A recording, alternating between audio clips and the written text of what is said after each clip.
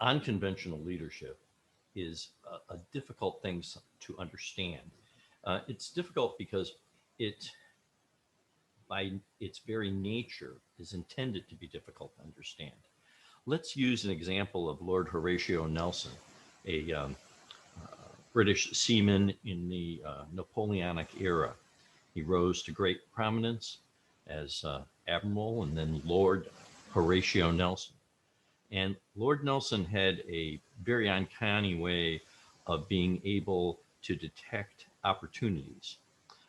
There was a time, I believe it's during a battle up near Copenhagen, where he's assigned a flotilla and he engages the Danish fleet. And as he's engaging them, by the way, this is during the Napoleonic War period. While he's engaging them, he receives a signal from his commanding officer to break off the engagement, that it's too dangerous. And as he's receiving this signal, they're doing it with the old flags and stuff like that and everything, flying them up. And there's a one fellow that's standing next to him, one of his lieutenants or thereabouts, and he's got the eyeglass looking out, into the spyglass looking out and reading the signal. And he says that, the message is that we have to break off this engagement. And Lord Nelson, by the way, Lord Nelson had been in a couple of other big battles before this. And he had already lost I believe, his left arm and his right eye. I might be wrong on that. But anyways, he had already lost his left arm and his right eye. And his subordinate says, I'm reading the message. It says that we have to break off. And Lord Nelson says, hand me the glass. He hands him the glass, the spyglass, and he looks through it through this side, I guess only with one hand. Well, anyways, he looks at it and he reads it back to him and he says, hands the glass back to him and he says, no, I don't see any such message. I don't see any recall message. And subordinate says, but sir, it clearly states. He says, look, I think I've earned the right to turn a blind eye. The expression turning a blind eye actually comes from that point in history. You can look it up. Please do, by the way. And you'll be astonished just to see what it says. Lord Nelson engages the enemy, and he maneuvers in a extremely unconventional manner. He cuts across the bows of the vessels rather than coming alongside for a broadside. And in doing so, he's able to bring all of the fire to bear from his ships on two single ships that are in line, several of them in line, but between the two, the stern and the bow, he can have his ships go through and blast them. Unconventional. He cuts the line several times, and a few weeks later, he's dictating terms in Copenhagen to the surrender of the Danish forces. Now, not only did he violate the orders, he knew when to violate the orders. He made a pun out of it. I suppose it's a pun, but he leveraged his handicap as an excuse for not seeing the message. And better than that, he won. So he did have a better point of observation, and he could see that the engagement would go favorably. So it was in his best interests to seize the moment, seize the opportunity. It's interesting because when you look at those situations, that tells you something of the man. But to know how unconventional he really was, you need to dial it back a little bit. Earlier in his career, this man was unconventional in every way. Earlier in his career, I believe it was in Naples, he had met the wife of the British ambassador to the city-state of Naples, or the city of Naples, whatever it was.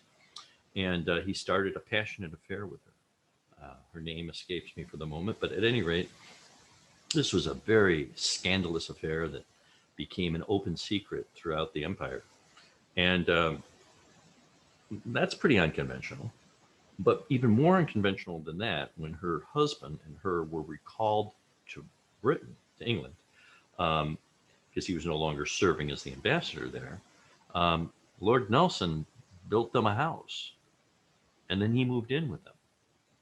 This man was unconventional from the very beginning, even to the point of his death. He died at the Battle of Trafalgar, and he was the battle was going very poorly, and it looked like he was going to lose. And it turned on a dime, and the battle was won by the British against the French. And he was laid low by a sharpshooter from one of the riggings of another ship, and he eventually died during the battle itself. So his greatest victory, Trafalgar, was also his death. And in in London, there's a statue of him on a very high pedestal in Trafalgar Square. And even on his deathbed, so to speak, he asked for one of his long known shipmates, who was a great friend of his, to give him one last kiss before he died. And then he told them to kiss him on the lips. This man was unconventional in every way, especially in the 18th century. I suppose it was the 19th century, or mid 19th century, early 19th century. But the point is that unconventional behavior is really the way to break through the clutter. When T.E. Lawrence, better known as Lawrence of Arabia,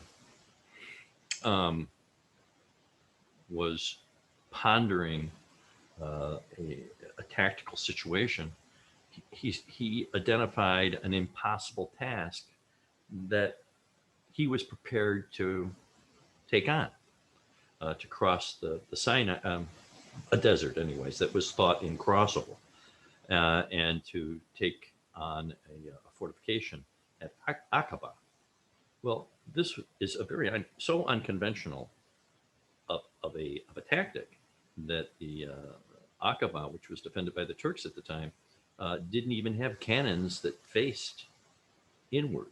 They only faced outward towards the waterway, and because they could not imagine an attack coming from this anvil of the sun. And it's that sort of unconventional behavior that we want to try to understand. Understanding it allows us to find things that people think are impossible, because it's only by there's nothing that has ever been called great that wasn't first considered impossible. So greatness flows out of doing the impossible. Doing the impossible flows out of seizing the unconventional thoughts, the necessity to gestalt about a problem and bring all of the things to bear, even things that don't make sense, throw them against the wall and come up with an approach that your competitors or your adversaries would find impossible to expect, impossible to accomplish, and then accomplish it. That's really the taste of unconventional leadership that has always broken the line, always advanced the battle.